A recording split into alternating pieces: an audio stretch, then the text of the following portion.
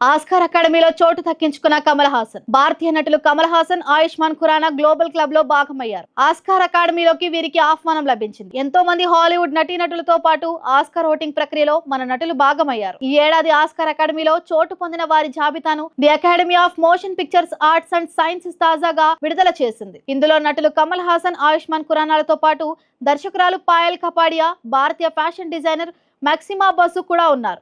Oscar కు nominate అయ్యే చిత్రాల్లో ఫైనల్ ఎంపిక ప్రక్రియలో వీరికి ఓటు వేసే అవకాశాన్ని కల్పించింది. ఈ ఏడాది కొత్తగా 534 మంది సభ్యులను ఆహ్వానించినట్లు అకాడమీ తెలిపింది. ప్రతిభావంతులైన వీరికి అకాడమీలో చోటు కల్పించడం ఎంతో ఆనందంగా ఉందని పేర్కొంది. 19 ఇతర భాషల్లోని నటులు, దర్శకులు, సాంకేతిక నిపుణులు, నిర్మాతలను the Academy of Motion Pictures Arts and Sciences ఆహ్వానించింది. ఈ సంవత్సరం చోటు సొంతం చేసుకున్న 534 మందిలో 41% మంది మహిళలు ఉన్నట్లు తెలిపింది. ఇక వచ్చే ఏడాది మార్చి 15న ఆస్కార్ వేడుక జరగనుంది. జనవరి 12 నుంచి 16 వరకు నామినేషన్ ప్రక్రియ జరగనుంది. నామినేషన్ల పరిశీలన తర్వాత తుది జాబితాను జనవరి 22న ప్రకటించనున్నారు.